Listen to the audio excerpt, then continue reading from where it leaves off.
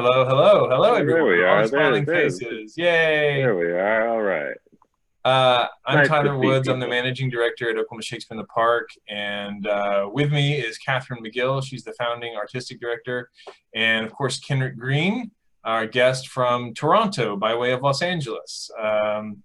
Yay. Kenric is a longtime friend of mine. We met and worked together in New York City a hot minute ago, and we've just stayed friends. And he's a great human being, and I'm really excited that he's here with us tonight. He's going to talk about a lot of different things, but he's got a very interesting life, both in the business and out. And I think he's got a lot of really fun things to share with you guys tonight. So I'm really grateful that he's here and spending out, kind of helping us round out this series that we've been doing this whole last couple of months. So, but without further ado, I am going to actually just turn it over to Kenric. Again, this is a very much a conversation as well. So please don't be shy to turn your cameras on, leave them on, and use the chat and just enjoy. So thank you, and take it away. Thanks, Kenric. Take it away. Thanks, Tyler. Hello, everybody. Good to see you. Thanks for tuning in or logging in, whatever you want to say. I'm excited to be here. Tyler and I, like you said, a hot minute ago. By a hot minute, he means around 14 years. We did, which was my one and only off-Broadway play, Mary Stuart, together. We were pages and ensemble members in that production, which was pretty fun. But we had a lot of time backstage to to bond as well as being on stage. So I was really glad when he reached out about this, and it's fun. I would love to share what I've been through, and talk about my experience as an actor and as a husband of another actor, and having two kids and pursuing this lifestyle and all those different things. So there's some faces. Everybody, if you feel comfortable, please turn your camera on. I'd love to talk to eyeballs and faces rather than printed names, but it's up to you. No pressure. But yeah, I've so this is how I imagine it going. I don't have a huge agenda here. I mean, I have some things. I'm not like unprepared. I have some things written down, but what I'd like it to be, after I kind of talk about myself for, I don't know, we'll see how long that goes. Hopefully not too long. I would really love to hear from you guys. Who you are, what your interests are, why you're here. Interested in what I have to say, because I'd very much like to, if you're looking for something, I'd very much like to do what I can to give you that. And whether it's just kind of wanting to talk to an actor, or whether you're thinking about being an actor yourself, or maybe you teach acting to other people, or maybe I don't know, maybe you just thought I'd be really funny and wanted to laugh. I would like to tell a few jokes too, if I can think of it. But yeah, so I want this is kind of like your masterclass. This is your conversation. I don't want it to be me lecturing for 90 minutes. I don't have 90 minutes worth of stuff to say, I'll be honest with you. But I definitely have plenty of answers for any question. No questions too personal, no questions off limits. If you guys have questions about Walking Dead, chances are I can answer them if it hasn't happened already. That's put that out there at the front. Okay, so let's see. I'm 38 years old. I grew up in Southern California. I didn't start acting until just before I graduated high school. I did my first play, Guys and Dolls, which, although it's a musical, I am not a song and dance type of guy. Very entertained by it. Don't have the talents to do that where anybody would be interested in seeing it. So after I graduated high school, I was like, oh, acting, that seemed kind of fun, because I was a basketball player, and I had these dreams of being in the NBA and being a big deal.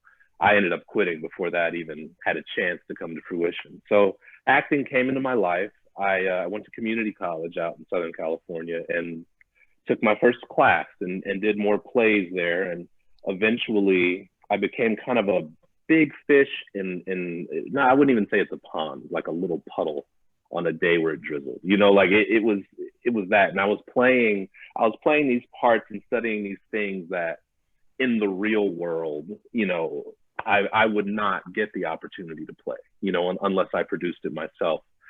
And so I kind of reached a point where it's like, okay, I need to start pursuing professionally, or I need to get more kind of formal training from a conservatory or somewhere that's not a community college.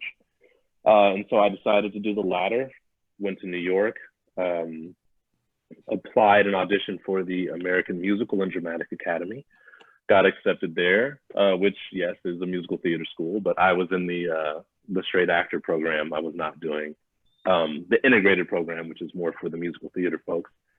Went there, graduated, and started my my professional career. I graduated May of 2005 from there. It was really great. It was an education in and of itself, living in New York City.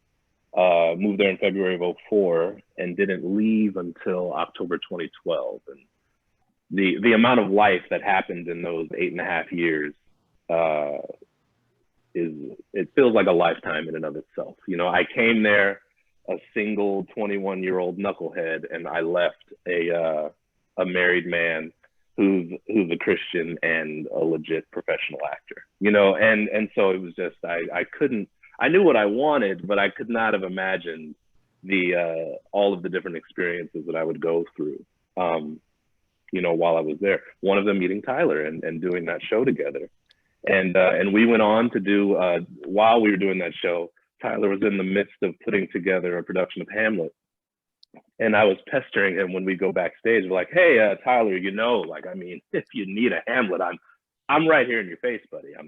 I'm just saying. And I was completely kidding. And then one day, Tyler, he called my bluff, because he was like, Kenric, you keep talking to me about this. I could use you. And I was like, oh, really?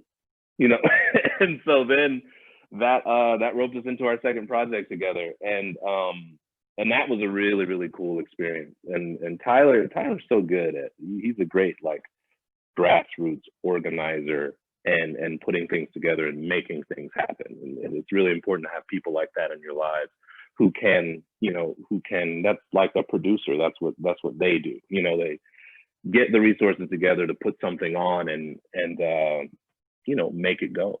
And that was a really, really enjoyable experience. It was challenging. We did a production of Hamlet with 7 people, only 7. And yeah, it was fun. It was fun. And we got to travel around a little bit. Did it for, we were in Chelsea, near Chelsea Piers, doing it in in a proper theater house. And then we would go to auditoriums for, I think, 3rd graders, and did Hamlet for them as well. And so, got the kind of full experience there. Let's see, what else to cover? I think probably the most popular thing that I've been a part of in my professional career to date is Walking Dead. That's probably why, if you know me at all, that's probably where you know me from. I got that role, gosh, I think it was May or June of 2015. And when I got that role, it was a 2-episode thing. That's what I read for. And the second episode that I was contracted for, I'm reading through the episode and people are just dying in horrible, gruesome ways. And I'm like, oh man, Scott's gonna be next. Scott's gonna be next. And I wasn't next. I was in a coma, but I did not die. And I was like, wow, well, I'll be in at least one more episode. And now here we are 5 seasons later, and that was such a surprise and such a blessing for me. And it was also cool because my wife, who some of you may or may not know, is Kenric Martin Green, and she was on that show as well before I was. And now we're here. I think Tyler mentioned that I'm here in Toronto because that's where my wife's show shoots, Star Trek Discovery. And so it's funny about her and I, because I've appeared on Star Trek Discovery as well. And so now we've been on 2 different TV shows together, and we have yet to even make eye contact with one another on camera. So I don't know if that's by design or what, but it's the way things have happened so far. So it's funny, we're a 2-actor household, but we don't get a lot of opportunities to work together so far. or the ones where we create them ourselves. Let's see, what else can I say? Yeah, I started off my trainings in theater, you know, as you could have guessed, doing Hamlet and being a Tyler and off-Broadway and whatnot. Trainings based in theater. I chose New York, even though I was from Southern California. I chose New York because a lot of the actors at the time that I really admired and looked up to, it seemed like the mass majority of them went to New York City. I had never been, but I was like, you know what, every good actor, it seems like they study in New York, so that's where I gotta go. And so I went. My mom was terrified, you know, she was not excited about the decision, but you know, they were supportive, my mom and dad, and yeah, so I did plays, I did educational tours, I did a fellowship with the Shakespeare Theater Company in DC that was from July of 07 to August of 08, living off of a $150 stipend a week. You know, they provided housing, but that was it. Your food and everything else you're on your own for. And I look back at those times now where I'm like, I don't know how I did that. And they taxed us on $150 a week, by the way. Like, it wasn't even just like a, you know, like a grant or something. It was like, oh, here's a 1099, you know, make sure you claim your little, you know, your ramen, I guess. And yeah, so that was a magical experience to say the least. And yeah, so I went through, was really heavy in theater, and I ended up getting cast in a play from being a reader for the auditions for this play called Fetch Clay Make Man, which had its world premiere at the McCarter Theater. And that was quite an experience for a number of reasons. First, I'd never been cast off of just being a reader. That was really cool. Second, the director of the play was Des McAnuff, who's the Tony Award-winning director for Jersey Boys and a number of other things. Like he's a really big deal, and Ben Vereen was starring in it. And then I think the biggest deal out of that experience is that's where I met my wife. She walked into the room reading a role that she got cast for, and then we were all, you know, then I got cast a little later, and so we were all down in Princeton together. So that's where her and I got to know each other, and it's the kind of the greatest ending to a showmance one could imagine, you know. So that's you know, Fetch Clay Make Man and the McCarter Theater, that's near and dear to our hearts. But it was in meeting her that I started considering more television and film into my career, and not just kind of pursuing a theater route, because she had already started doing some stuff on The Good Wife and other things. And I was like, wow, I never really considered it. I never really thought about actually doing television or how to go about that.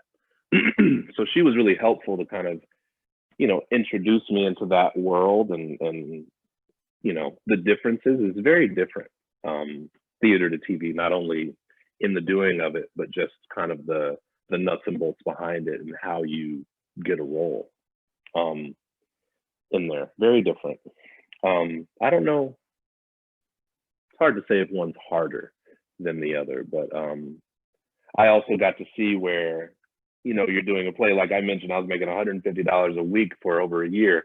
And then I find out that, you know, she made more in one episode than I made my whole time, you know, there. And she was just doing a kind of a small guest star role. And I was like, you know, I really do got to consider this TV and film thing. I think that'll be I need to diversify some kind of way, you know. So yeah, so that's been great. And then, yeah, she and I, we got married in December 2010. We met December 2009, we're married by December 2010, and we just celebrated 10 years on December 4th of this year. So thank you. I think I've reached the end about everything that I can think to say. To introduce myself, I'd love to hear from any of you, whether I can see your face or not. As far as, you know, let me know what brings you here, and if you have anything that you'd like for me to talk about, or any type of questions that you might have about kind of navigating this career personally, or the craft of acting itself, or what's it like to be an actor with two kids? That's a wild ride. Yeah, but I'd love to open it up to you. But I promise I'm not going to make you talk the whole time. But just want to get a sense of if there's anything you guys would like to hear about.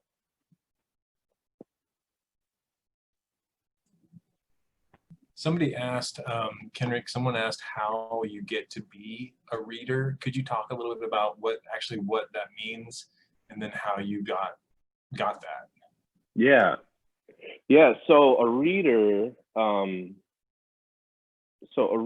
is someone like when an actor goes into the room to audition. When you say into the room, you have a casting director who is in charge of getting the cast together, or at least gathering the talent together that a director or a producer, depending on whether it's a play or a TV show or a film, kind of get them in the room, have them audition for the role, read for whatever role they're right for, they're called in for. But when you go in, usually when you're reading for, a legitimate well, I don't want to say legitimate, but there comes a point where you're not doing monologues in the room, and you're doing more scenes. You're reading with someone, and so rather than having two actors reading for separate roles, they'll have a reader, which is who I was. So I will have the script for all the different people, and then we'll say Olivia's coming in to read for the role of Betty, and it's like, oh, okay, Betty, and I'm Johnny. Okay, when you're ready, Olivia. Or we'll say that Jermaine's come in to read for this role, and I'm like, okay, I'm ready for you, Jermaine, let's go. And so I'm just ready to read whatever role is necessary. And then you'll have, depending on what stage the audition's in, you'll have the casting director in the room, or you'll have producers and executives and all types of people in the room, all just trying to gauge on who's the right person for the role. And what's cool about being a reader is you get the opportunity to audition yourself a little bit, because since I'm just the reader, there's no pressure for me. I'm not coming in to book the role. So I get to kind of play. They get to hear me do the same scene 20, 30 different ways, or just hear me doing it the same way if it's good, or if it really, so it's kind of like a backdoor way into auditioning for something. The way that I happened upon that was actually, it was through no effort of my own. I just done that fellowship in DC, and one of the actors that I was in Julius Caesar and Antony and Cleopatra with, he emailed me and was like, hey, Kenric, I think you're great. My wife is a casting director in DC, and she knows a casting director there in the city, and she needs a reader for this play. She's really great. I know it's a way to make a quick buck and whatever. And so it was a pretty significant reader job, in that it was like 2 weeks worth of time, and they're paying me maybe, I don't know, $8 an hour. But it wasn't just for the day. Like, we were seeing a lot of people for this, and it was really cool because I was still a young, early career actor. I still view myself that way in a lot of ways, but it was really cool to be in there and to see what other actors are doing, and to watch actors of all varying talent levels, and kind of put that up against what I've been doing in the room, and be like, oh man, is that what that looks like? Or like, ooh, that was really cool, I think I'll steal that. Or it's such an education that you really aren't going to get, because it's rare that you're on that side of the table, where the decision makers are. Usually the actors are the one coming in like, please hire me, I'm the one, I'm the best person for the role. So it was really educational to do that. And that was my first reader gig, and I booked that role from it, which was, it's funny, I say that now, it was a non-speaking role, but there was a big stage presence with it. And so I'm not too upset about that, because since it was non-speaking, I didn't have to spend a lot of time on my role, and I was focusing on making Sonequa my wife. It was I got paid to find a wife. It was great. And yeah, so that's a reader. That's what happens. That's what you do there. Oh, here, let me open the chat. I think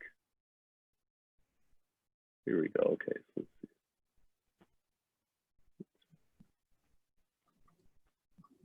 okay. Oh, I see. Okay, I'm getting the lowdown on Annie here.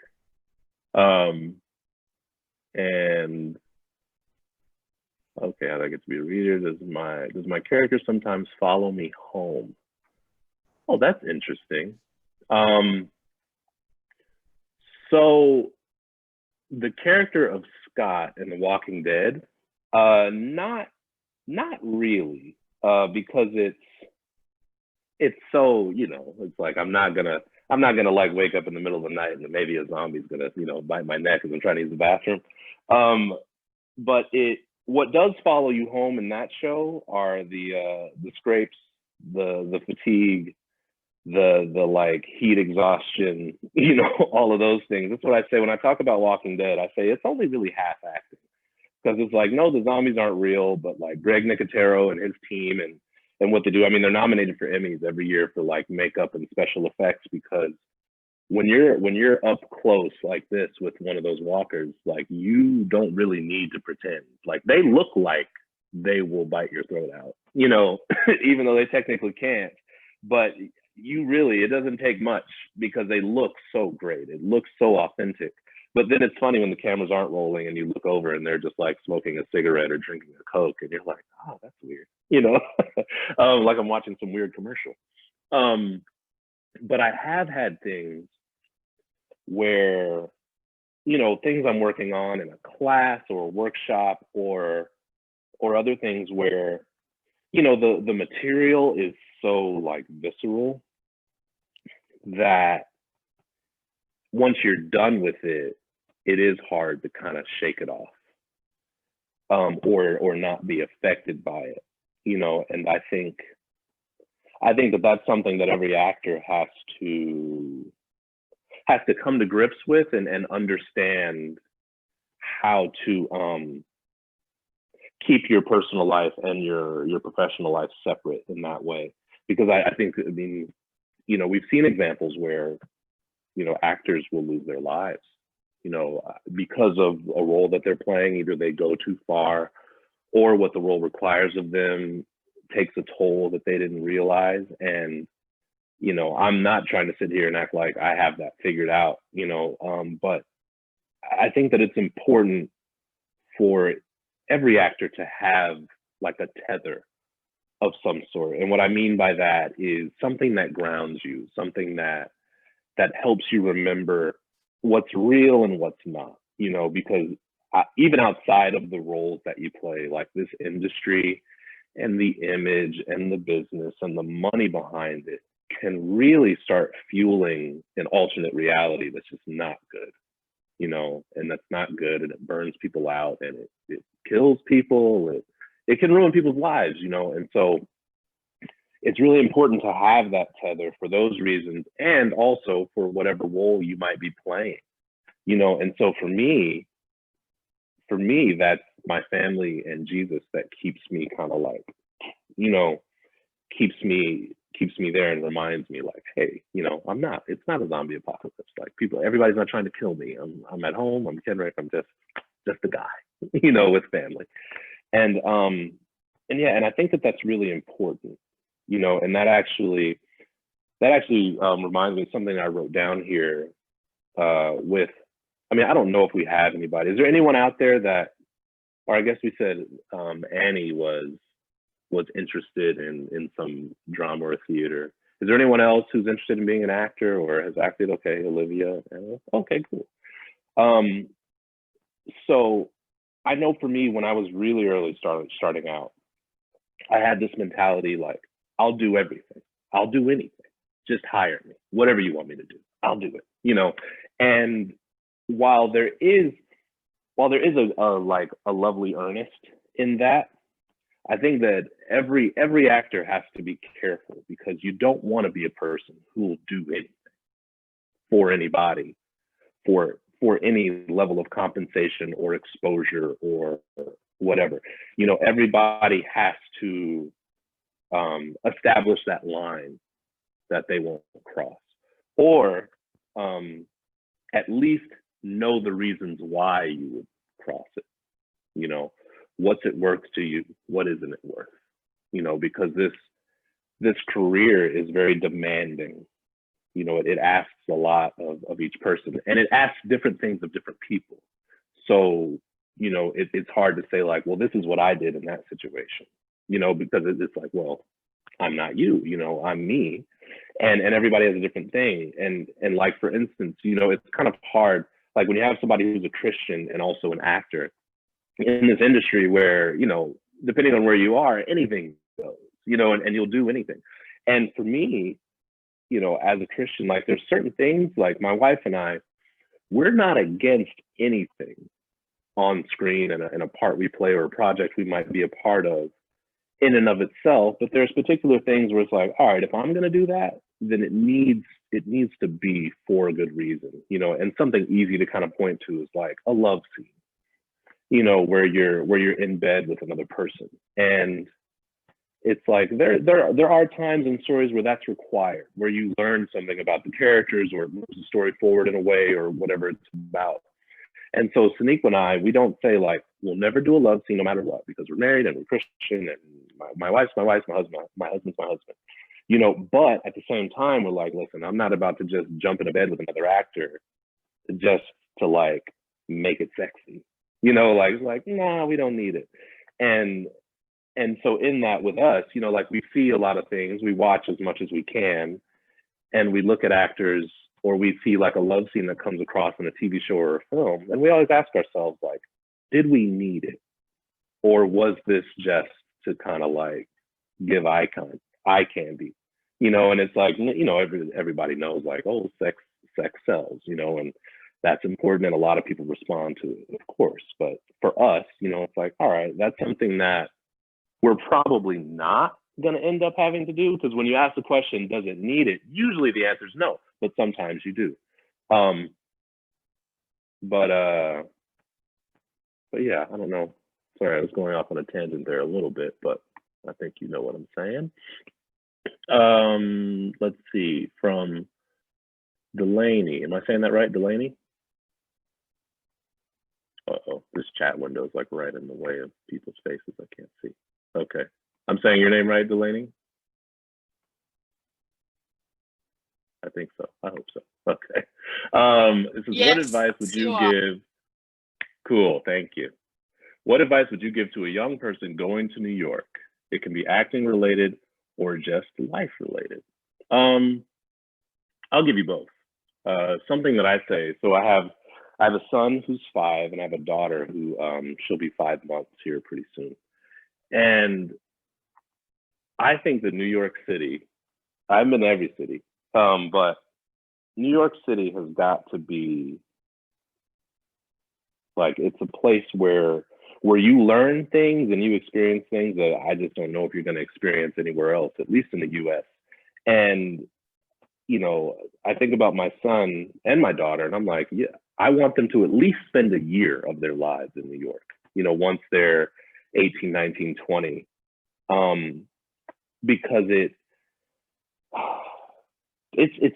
an incredible city. And you see things that you just aren't going to get anywhere else. And I'll share a quick story with you about New York life. And this is when Sneak and I were married. And this is actually the thing that made us be like, okay, I think it's time to move. So I don't want to try to talk you out of New York with this, but we were leaving our place. We were living in Harlem. We're walking down Lenox Avenue, and we cross over the street. And it's a part of the city where it's a really wide sidewalk. And so there's this gentleman who, as we're walking by, it's like in the afternoon on a Tuesday, it's a beautiful day, and this gentleman in a wheelchair rolls past us.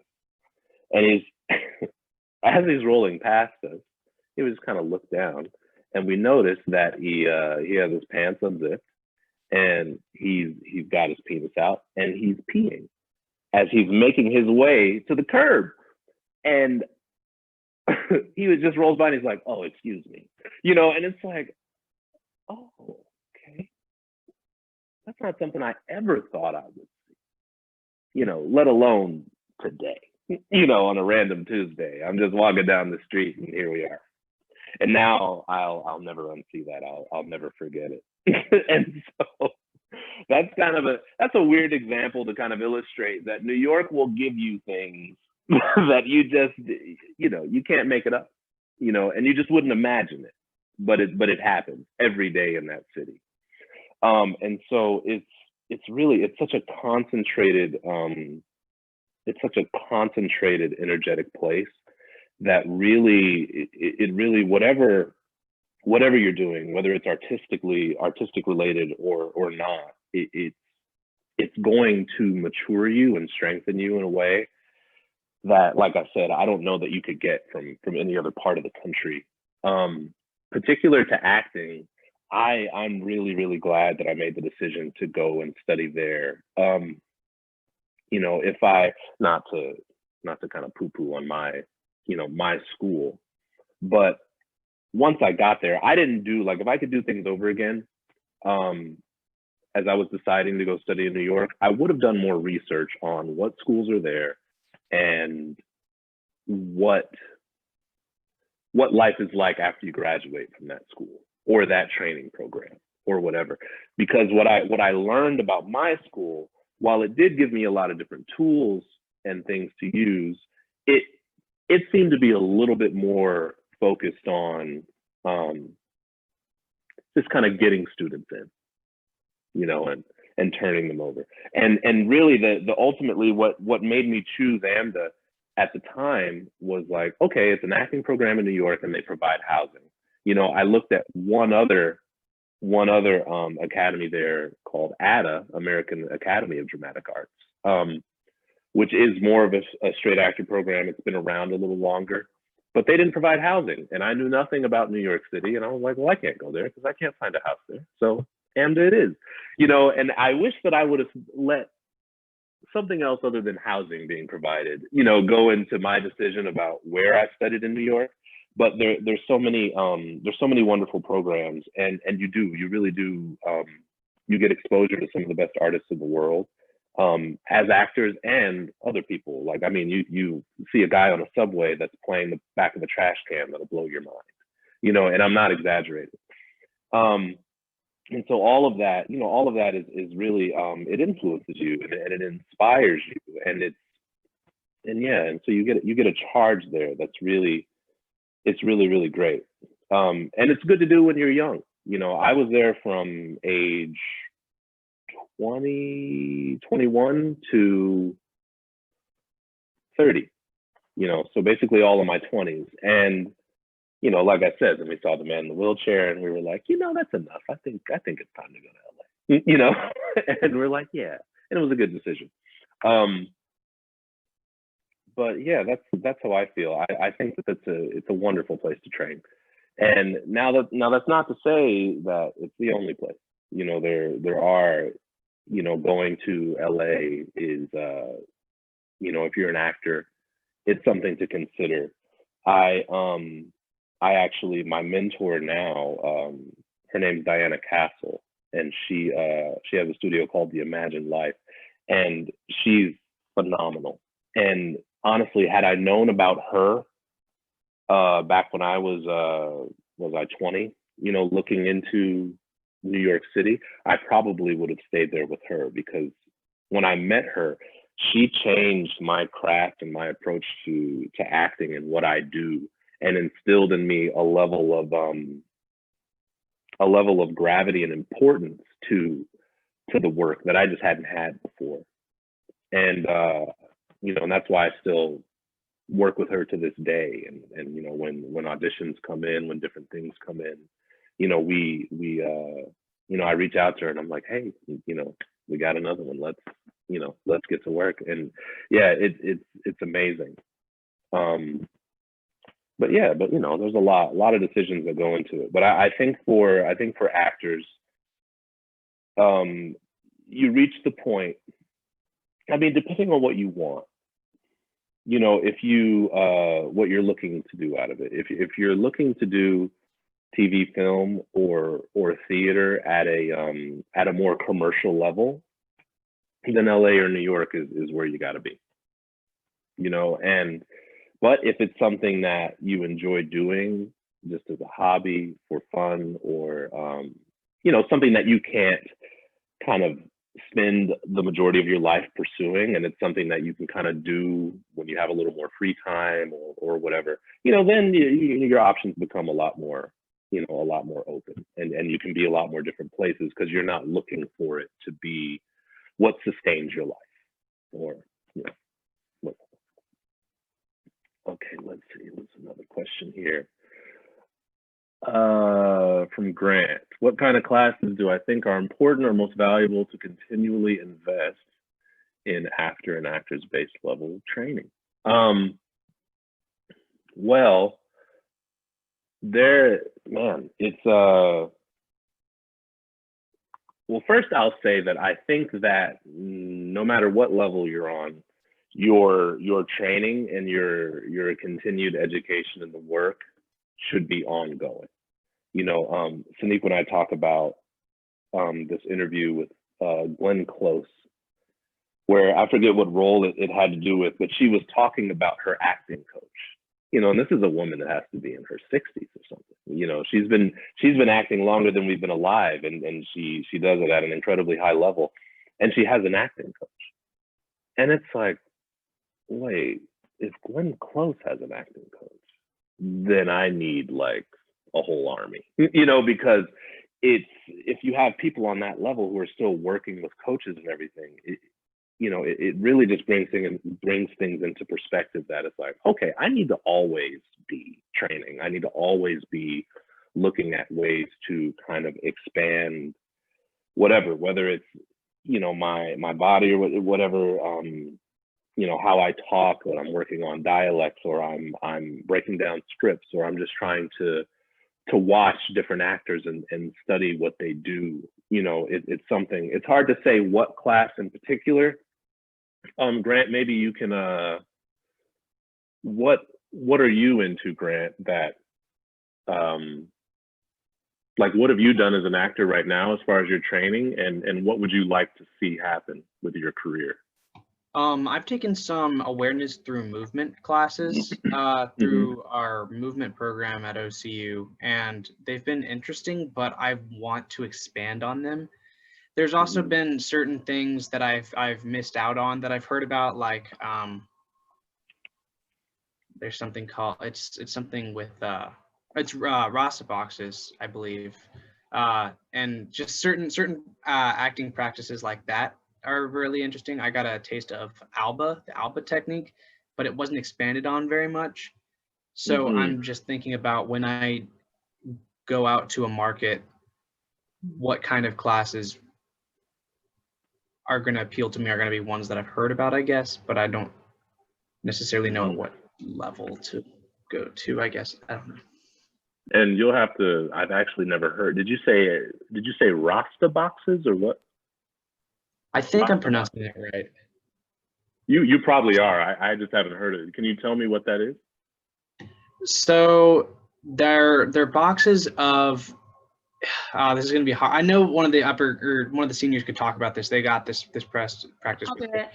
Okay, so Rasa boxes, it's a giant grid on the floor, and basically what it assisted me with the most, so there's various words that mean basically like sadness or happy or anger or fear, and you hear a chime and you get into the box, and there's different layers, kind of like an onion to the box.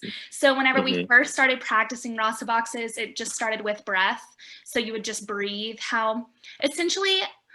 and then so breath, and then we did movement, and then sound, and you just start adding on all these layers over, I think we studied it for like 2 months, sophomore year. And for me, it really assisted in kind of getting me out of my head and using my body as an instrument to develop these emotions, rather than like mentally being like, be sad, you know, it helps me use, yeah. I see. And then what's the Alba technique, Grant?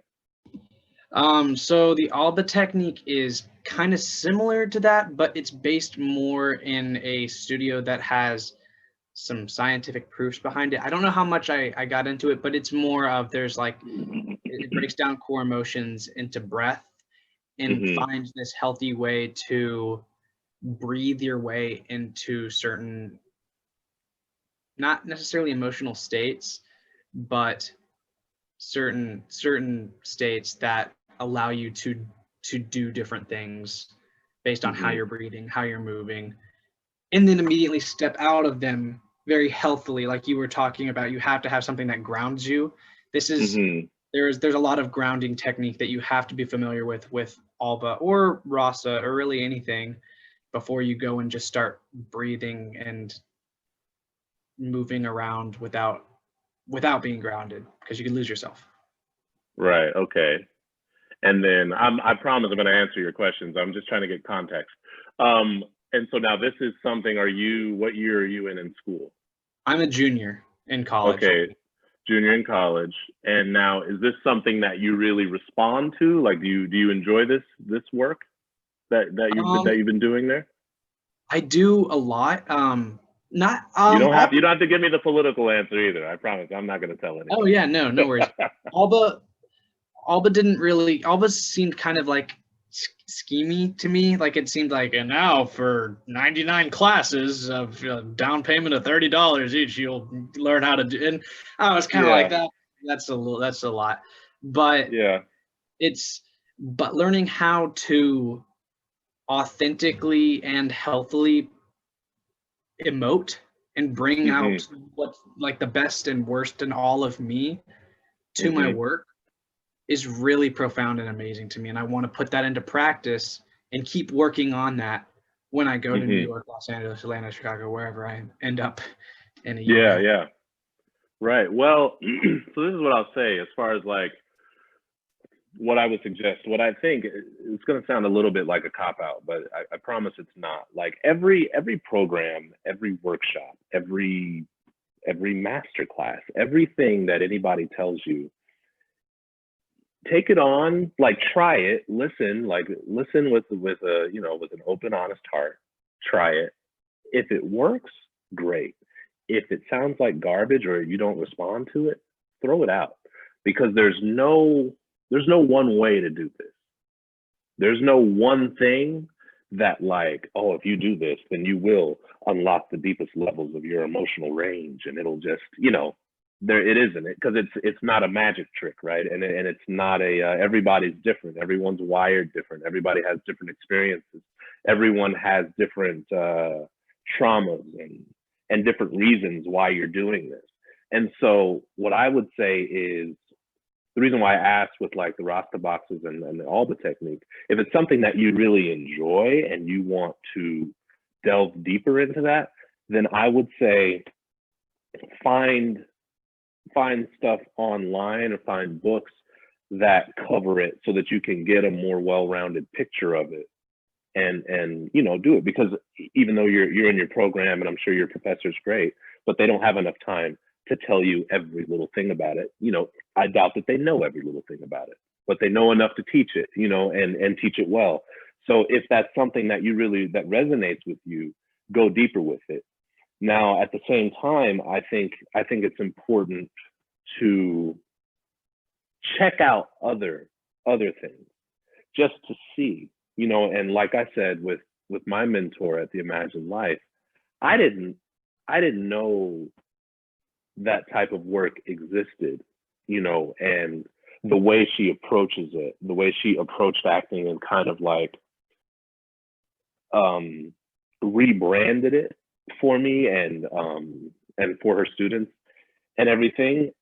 And it really just opened my mind up to new possibilities within my work. It helped deepen the reason why I'm doing it. And I didn't even go there looking for that, it just kind of came. And so that's why I encourage to continue to explore other things. Like, you really like going at like kind of accessing things through movement, but then also, check out stuff on, using the voice and the stuff like that, or check out, you know, continue to check out things on scene study, check out, you know, there's all types of stuff out there, but continue to expose yourself to a lot of different things. Don't try to, I don't know, marry yourself to a method or like, this is how I do this work, you know? And I say that from experience because I was like, even going back to Shakespeare, I realized, I remember the artistic director of Shakespeare Theater of New Jersey, she said something to me in our kind of like end of tour meeting. And she was really great, a really knowledgeable woman, and she enjoyed my work and what I was doing. But she also said to me, she's like, Kenric, you know, it's not enough just to say the text well. And I didn't even know completely what that meant at the time, because what I honed on in school is a lot of talk about breath and supporting and diction. You know, there would always be like, don't say when, it's when, you know, and all those things. But that really resonated with me at first. And so I was really just like, oh man, you know, and then you get like the best classical text in Shakespeare. And so I'm like, oh, okay, I got to say this like that. And the meter says that I need to say this like that. And oh, okay. I was like, oh, it's all technical. It's all technical. So if I just get the technique and I beat it out and all that stuff, I'll do it. And I'm like, you know, I'm going through and honestly, it served me to a degree. It served me to a degree until it didn't. And then I started realizing that like, oh man, I've gone so far with this that it's actually hurting me in other areas, like especially when I wanted to do TV and film.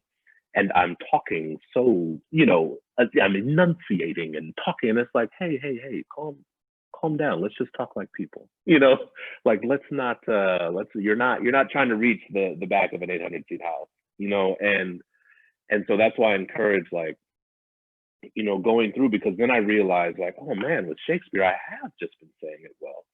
And I needed to learn more about and focus more on the life that's happening underneath that is causing me to say these words, you know, and not so worried about sticking directly to the meter or saying this word properly. You know, now again, you can't throw that out because you want to say the words how they're meant to be said, of course, but that can't be everything.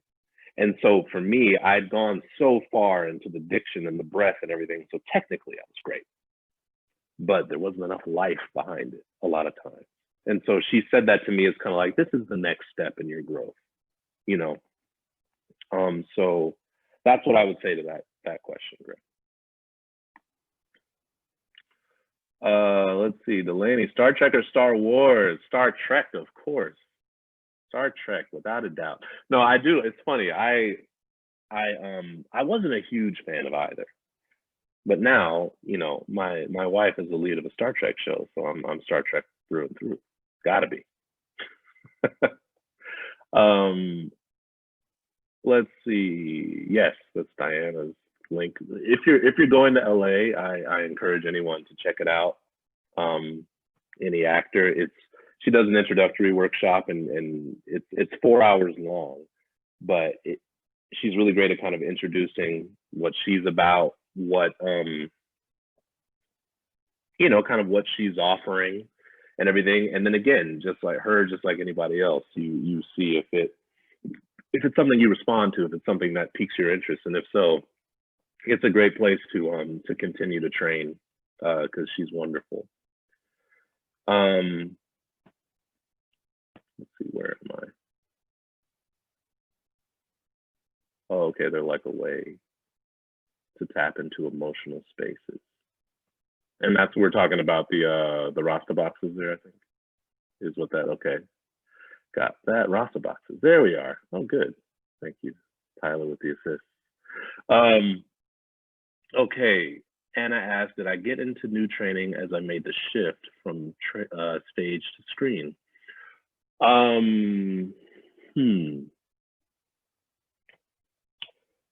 No. Well, you know what? It wasn't. So when I made that shift, that was some years ago now. And it's funny, it's like I'm telling you guys all this stuff, and I could have used somebody telling me this, you know, when I was making that transition as well, because I just knew, I was like, you know what, I can't. At that point in my life, I looked at theater, and at the time I was like, I don't know how I can really sustain a life through just acting in plays, you know. And I know people do it, you know, and I know there's a guy I worked with in McCarter Theater. He put 3 kids through college doing theater, and I was like, wow. And not just like a little like community college like I started off in, like kids going to USC and things like that. And I was like, that is incredible, you know. And this guy is a phenomenal actor. He's a Tony Award winning, you know, actor, John Earl Jelks, for anyone who might know him. So my training, it was a shift of focus, because I was brand new when I decided to look into, you know, screen and TV and everything. So there was an education that needed to happen, because my school, they had like a TV and film class, but it was very, very like entry level, like, hey, don't talk too loud. There's a microphone right here. Hey, stand here. Hey, you don't need to move so big. You know, like those were the things that we were covering, which are things you need to know, but not really gonna help, you know, help move you forward. You know, I mean, look, you have people who like the latest, most popular rapper can end up in a big movie, and they can tell him that on the spot and he figures it out. You know, like, so these aren't things that you need to pay to learn over the course of a semester or anything. But so it was a shift of focus for me to be like, okay, what does that mean? What do I look to? You know, I had my wife who had done some at that point. She hadn't done a lot, but she had done some at that point. And so just starting to look at the differences and seeing where, just like here, we're all on screen. So it's like you're seeing from here up. So right now I could, you know, like, you know, I have on flip-flops, but I could still be doing Hamlet, and you would know, because I'm, you know, because all we're seeing is right here. And so my focus and my training, I guess, did shift, but because of just what's required in the different mediums and looking into that, I started paying more attention to you know, the things that resonated with me, things that I liked from actors on screen who you know, who were really powerful in my opinion. It's like, okay, what are they doing? What are they looking at? Whereas before, with plays and everything, you know, it was more about like, okay, it's with my whole body all the time, all me all the time, and making sure that whatever character I'm playing, I'm in it from head to toe, you know. And that's not to say you don't do that on film, but you know, it's just different. It's a totally different process. You know, the nature of theater is just the curtain goes up, you do it until the curtain goes down. You're in the world. Whereas being on set, it's a hurry up and wait type of situation where you're going, and then it's like, cut, okay, let's go again. Cut, let's go again. Okay, resetting. All right, now we're turning around, everybody. And then, you know, the turning around, it could be 5 minutes where you go again. It could be an hour and a half. You never know, you know, or times where you're going and it has nothing to do with your performance. It has to do with the cameraman getting the angle, or the focus puller getting his thing right, you know. And so there's a lot more technical things with TV and film that I had to learn, and kind of educate myself on. And yeah, and then as I matured, you know, I started to see like, okay, well, regardless of the medium, as an actor, I just need to continue to work to deepen the place where I live from, and expand my kind of emotional well, and also expand just my knowledge of things, paying attention to the world around me, and letting that inform what I'm doing, letting that inform the type of things that I choose to involve myself in, you know, the type of things that I won't get involved in, you know. And so it kind of came like it came from a craft place as far as my training, but then also it just came from a life maturity place, and looking at like what I'm doing, how do I fit in, and what do I ultimately want to do with this? Because, you know, something else that I'll share, it's a little embarrassing, but starting off as an actor. So when I did that play in high school, Guys and Dolls, what my best friend, still my best friend today, but the way he sold me on it was like, yo, Kay, there's this play. It's called Guys and Dolls. We get to wear suits. There's going to be girls. Let's do it. And I was like, yeah, let's do it. Sounds like a fine reason to start acting, and it's like, so then I go from that to this, the show Entourage comes out. And I just was so in love with Entourage, and it paints this picture, and it's just one of the biggest lies that anyone could ever, anyone could ever subject themselves to. It seems like a lot of fun and everything. I was like, oh man, the money and the girls and the cars and houses and all this. That's what I want. That's why I want to be an actor, and I was like, and Vinny Chase, he does it. He doesn't even read scripts. He just goes in and he gets it. That's what I want, and I actually had to learn the hard lesson. It's like, hey, Kenric, that's not how it works for anybody. Not anybody. Not even the people on a Vinny Chase level in actual Hollywood. It's like those people work hard, and they're not out like partying till 3 a.m. and then up at 6 delivering some Academy Award worthy performance. Like life doesn't work that way. But being a young, naive, actor who kind of like, oh yeah, girls in suits, oh, yeah, let's do it. That's how I kind of stumbled into this. But as I like started taking it more seriously and realizing how the real world worked and what's actually required to be this, because I used to have this stance. It's like, hey, you want to act? Anybody can be an actor, anybody.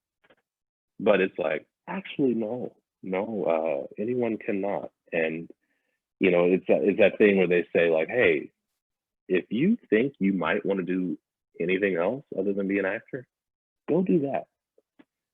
Because it's tough, and it requires a lot of you. And it also comes with, I was reading this book recently, and it was talking about the kind of loneliness that comes with being an artist. And you have to spend an incredible amount of time alone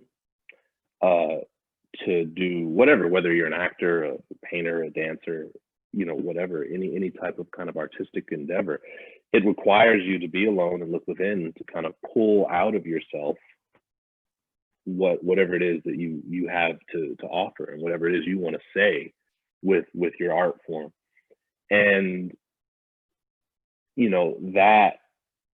that's very different from cars and houses and women. It's just dumb, silly reasons to do anything, not just acting. Yeah, so my training, it did shift, but it was really more of a life and focus shift that, where the training kind of came under with that. Let's see. Has my life career transitioned during COVID? What do you mean by transitioned, Olivia? Like, how has acting for you changed? Were there any jobs that you were supposed to film this year that you weren't able to, or how have you filled the time, etc.? Well, I wish that I could say that I've been so responsible during my free time, and like, oh man, I've been in the books, I've been in the lab working, like, wait till they see me after this, post-COVID. But no. I spent a lot of time. That it's interesting. This is actually something I told Tyler that I would touch on, the kind of like work life family balance, and being a 2-actor family with 2 children. Acting and artistry, it requires a lot. Like I was talking about the loneliness, because the time you got to be alone to kind of excavate your soul, to kind of bring out, it's like if you're really doing it, like, I've had the times where I've shown up and just, I knew my lines, I said them, and I moved on, and I just felt so cheap, and so, I realized, and I'm continuing to mature, and just like, I gotta actually work. I need to pour more of myself in here. I need to do more. I need to challenge myself and go deeper in it. And so the tough part about that is it takes more of your time, and it requires more of your time alone. But when you're married and you got 2 kids, you don't have the time that you did when I was 21 and I moved to New York and all I had was time. I had too much time, you know. And so during the pandemic, you know, my wife, she gave birth in July, so she was actually coming off you know, going into, gosh, the latter half of the pregnancy, and we're in the midst of moving because we're coming from Toronto back to LA to be there preparing for the birth of our daughter. We still have our son who's, you know, 5, and making sure he's okay, but then the world, you know, blowing up. And so acting and my career and all of that really stopped. I mean, it was everything, you know, and I don't know how it couldn't for most everybody with everything that was happening over, gosh, it felt like it was just like one long, I mean, it's still happening now, but it's just like a giant day, or like the longest week, because it's one thing after another, after another, after another.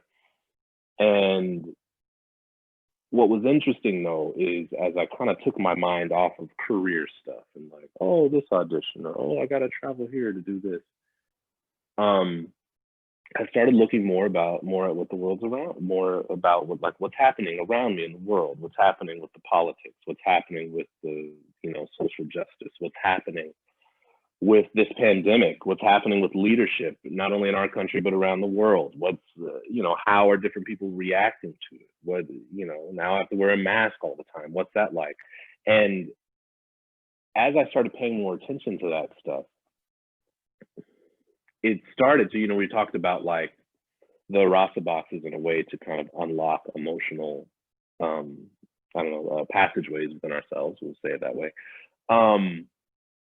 That 2020 has been like a big Rasa box for me, you know, because I'm looking at things that I'd never really faced as a grown man, you know, and I, you know, I just had to reflect on where I was raised. What was I taught? What were my experiences as a kid, as a teenager, as a young man, and now as a man in my late 30s?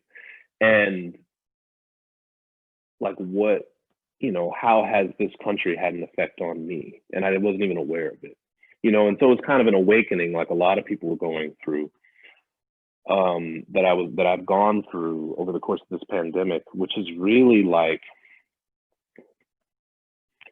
it's really just kind of like shed a light on what's important, what certain things mean to me, you know, what's been infuriating, what have I surprisingly not cared about, and everything. And it's really, and it's, so I say all that because it's actually helped me in my work and in my craft and in continuing to deepen and expand, like I was talking about before, and working on, you know, furthering your education and training and whatnot. And so I haven't, you know, the industry's shut down completely, just like everywhere else. I mean, especially theater. I mean, theater's been hit the hardest. But yeah, there weren't very, very many things for a while. And, you know, I wasn't upset about it because it's like, what's happening in the world? What about my family? Like, even if something did come up, should I leave right now? Or I don't know, you know? And so I haven't knowingly lost any opportunities because of it. You know, but there've been like an audition here or there, but even that, is my mentality around it has kind of changed. Like I said earlier, where it's like, don't be the person who's just like, I'll do anything, anytime, no matter what. You know, it's like, no, know what you want to do and know what you don't want to do. You know, and obviously there's room for that to change. But as things came in, like there was an audition for, I don't know, a show on CBS. I'm not sure. I can't remember. But it was like, yeah, if you get it, 2 weeks, you'll be flying out and you'll go there. And then they will shoot for these many days and then you'll return. And I'm like, daughter was just born like a few weeks ago.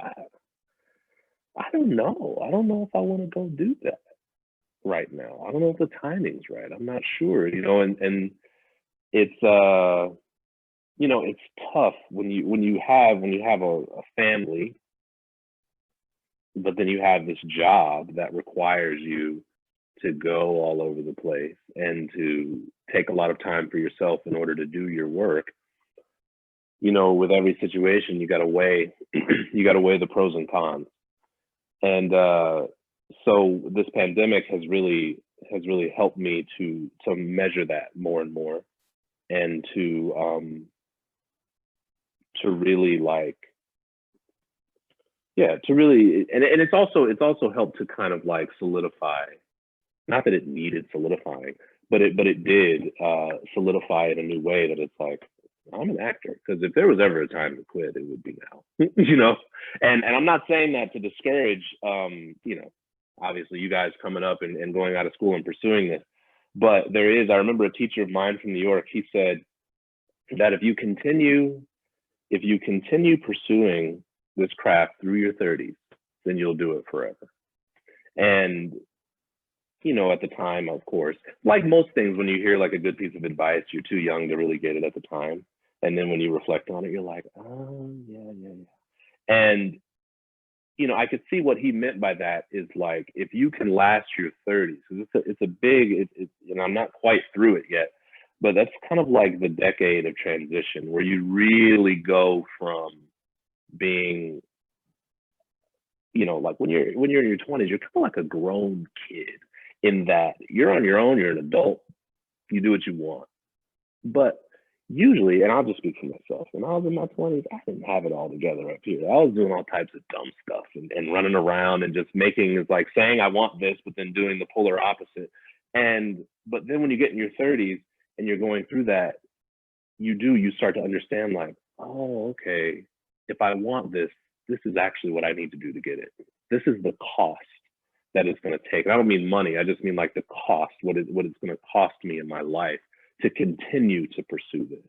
Like there's going to be times if I continue to pursue this, I'm actually not going to see my children every day as they grow up. I'm going to miss some things, or, all of those things. And so it's like, if you get through that and you still decide like, hey, this is worth pursuing, this is a life worth pursuing for me, then chances are you're going to keep doing it forever, because that in that time frame is really where you got to start to make those decisions and kind of put it. It's where the rubber meets the road. And so yeah, the 2020, I think the rubber met the road for all of us, whether in your 30s or not. And and it's and so we're here. So that's how the pandemic is kind of affected me. I mean, there's several other ways we could talk about the pandemic for 90 minutes in and of itself. Okay, favorite scene I've ever filmed and why?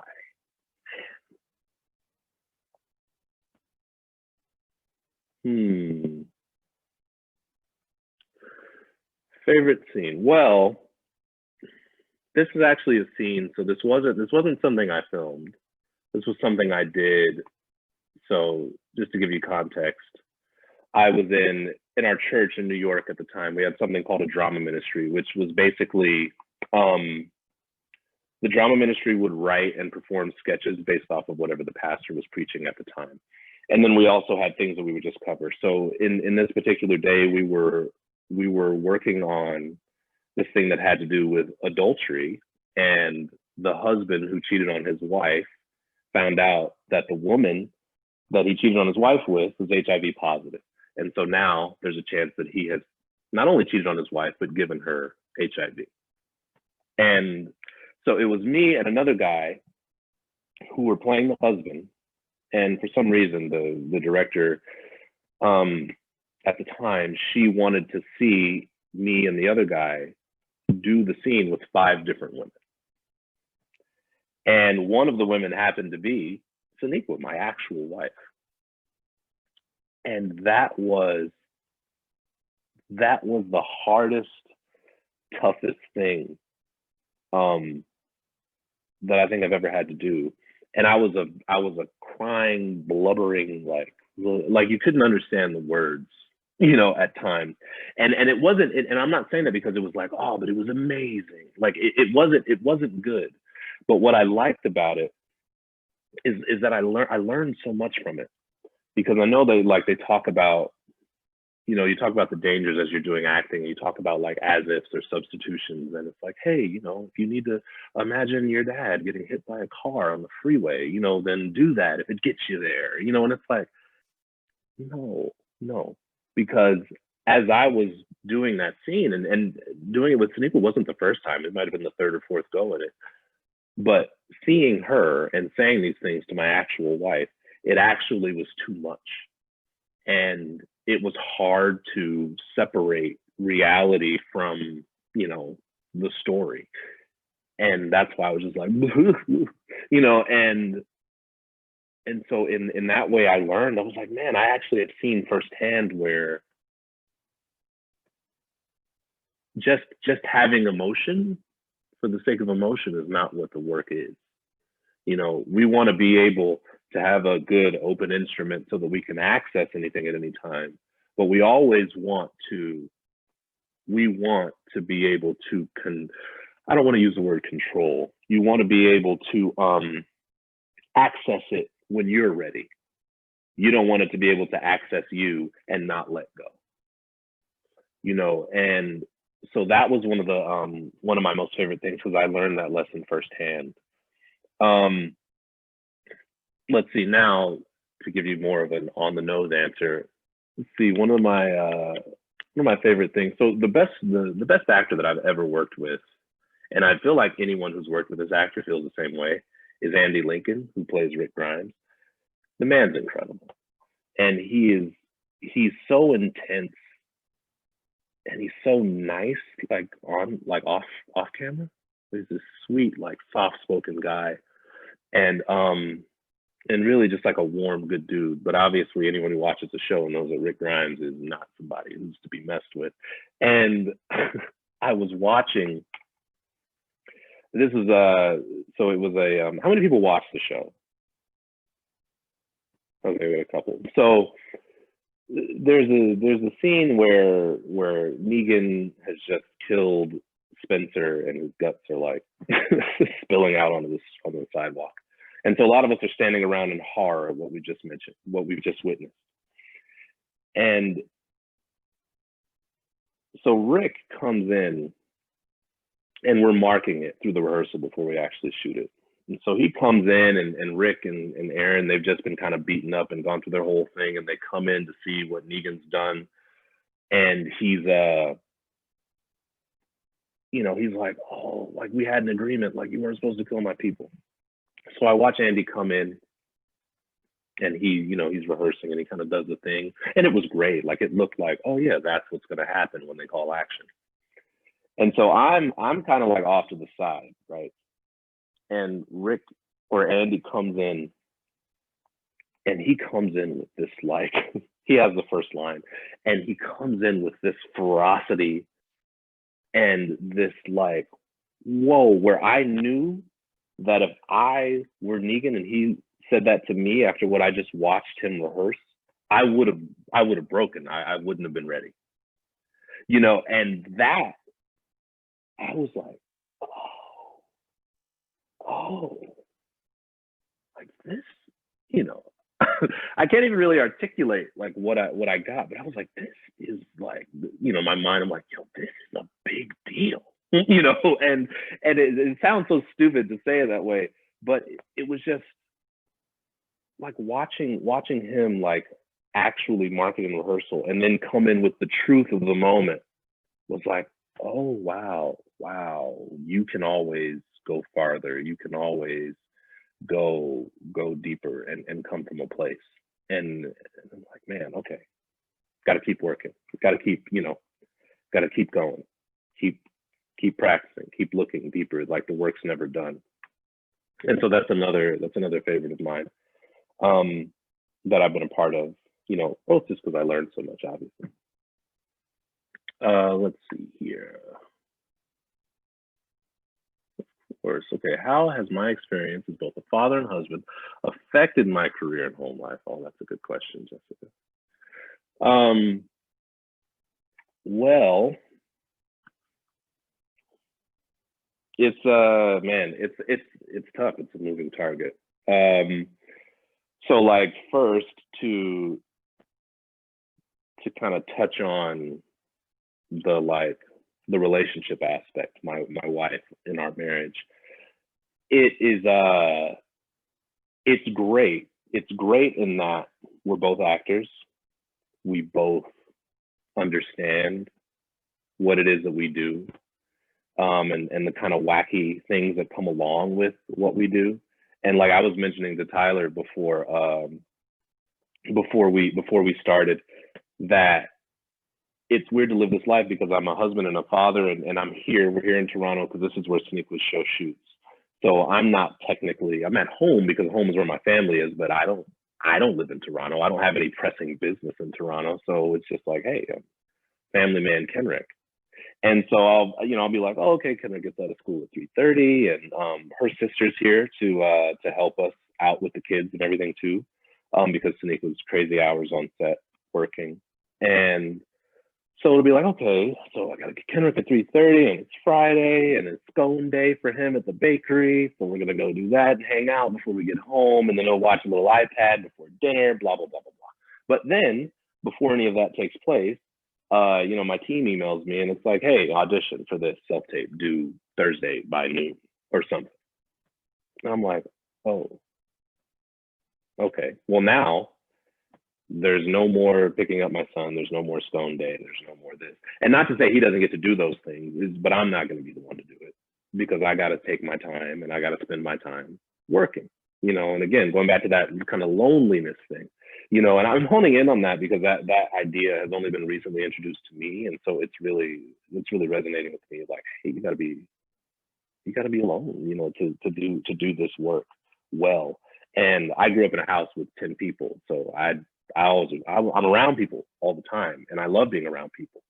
So I'm like, like my wife, it's funny because she's an alone time person. Like she just enjoys her alone time, not having to do with work, but just in general. But me, after like 30 minutes, I'm like, where are the people? Like where's the social interaction? Like that's what I want. So yeah, so an audition comes in, and then all of a sudden your whole day or your whole week or weekend changed. And so many of my actor friends, there'll be times where it's like Friday at 5:30. Business hours for like in the industry, they go till about 7. Like once you get to be after 7 o'clock, that's usually it. And so when it's Friday around 7, you're like, oh, okay, nothing came in. The weekend's mine to do whatever I want. But, so many times where it's like 6:38 p.m., boom, audition, self-tape, due Monday at 9 a.m. And you're like, oh, all those fun things we had planned with the family and friends, I can't go. Or it's like I could go, and then I'm going to submit a terrible tape, and so that's one aspect of it, of just being able to spend the time, and even though she and I get it, we understand it, and it's very helpful, it's still like, what about being a dad? What about being, you can't just go away completely. And it's like, you're right, and okay, so maybe I can do 2 hours of this here and then come down, be with you guys. Maybe we could still go to Chuck E. Cheese, or maybe we can still do that thing. And then I can duck out early. You'll have to get them to bed because then I got to go back in here and continue to work. And I'll probably stay up late 2, 3 in the morning. And then I got to get up at 7, and all these things. You got to like do all the acrobats around that. And it gets really tough when both her and I have things. And then we have to lean on like other people to help with the kids or whatnot. So then, all right, so I'm getting in that. I'm just looking back. Okay, so also,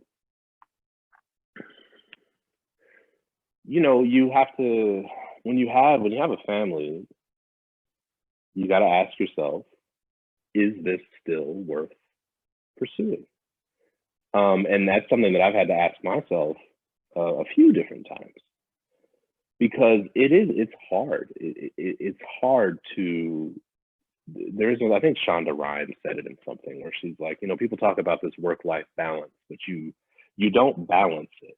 You either do one thing and not the other, or, you have to make choices. There is no balance, and she's like, if I'm here writing, then I miss my daughter's soccer game. Like, I can't make that up. And it's, we've had to really, we've had to have a lot of conversations about that, and what type of lives do we want for our kids?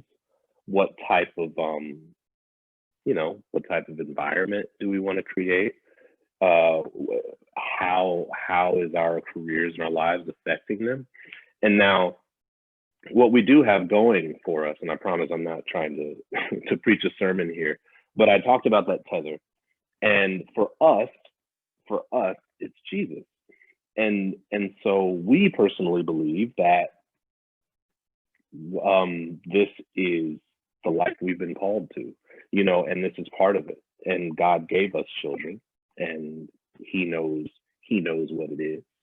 And so we have to believe that as we continue to pursue our callings and do the work that we're called to do, and also be husband, wife, mother, father, that everything is going to work out okay. And that's something that we do have to remind ourselves of, because there's times where you just miss it, and you can see that. So, I mean, my daughter's not old enough to show disappointment yet, but my son, if we can't show up to a thing, or we forget that we said, like, oh yeah, it's pizza night, or we can go to Chuck E. Cheese, or we'll watch this thing, but it's like, oh, Kenric, I'm sorry. His name is Kenric too. And then he's like, oh, you gotta work, and it's like, yeah, I know. And it's tough, and we always find ourselves dreaming about the time where we can get to the point in our careers where we decide when we work. And so then it can be like, you know what, you're doing this project, I'll be home, then I'll go do this project, and you'll be home, and everything.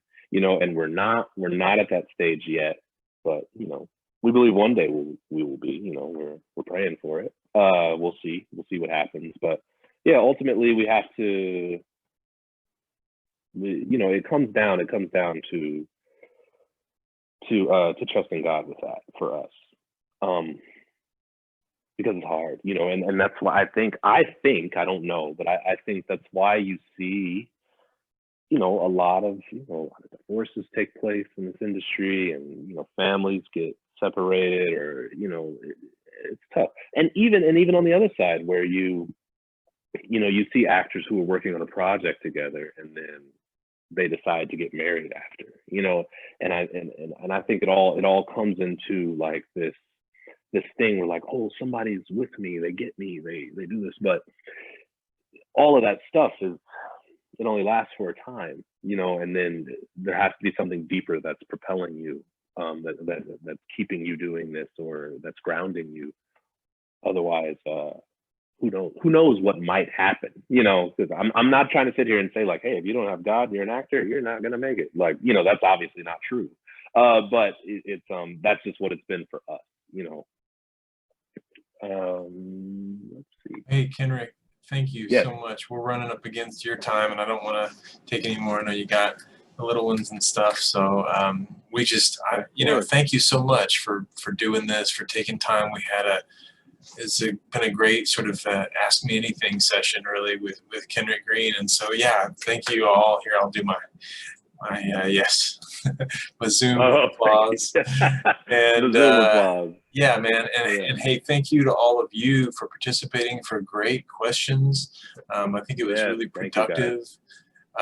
This has been a lot of fun. So definitely, and we got one more of these actually coming up next week. Our final one we had to postpone because we had a huge ice storm here in Oklahoma, and so everything was out, including all of the power, including Oklahoma Shakespeare's power and everything. So we've got one more, James Ricks out of Virginia. He was rescheduled, so catch him. and of course catch Kenric and all of his many upcoming. What should we look for? Is there something we should look for coming up, Kenric? Let's see. Well, I mean, season 11 of Walking Dead is that's gonna be coming soon. I figure at this point, those who watch are watching it. Those who haven't watched are not about to start now. So for those who've seen it, this is the one where COVID kills all the walkers, right? Exactly. Yeah. That's funny. That's funny. Yeah. So there's that. We're Snake and I we're working on some things. We also want to we don't just want to be actors. We're working on some producing things and everything. It's too early to talk about any of that stuff right now, but stay tuned for that. Right on. Well, we will definitely stay tuned. Thank you again, and Merry Christmas, Happy Holidays, Happy New Year, Happy celebrations. Stay safe, everybody. Merry Christmas. And thank you guys for listening to me yammer on for 90 minutes. It was absolutely a pleasure. All right. Thanks, guys. Have a good night. All right. Good night.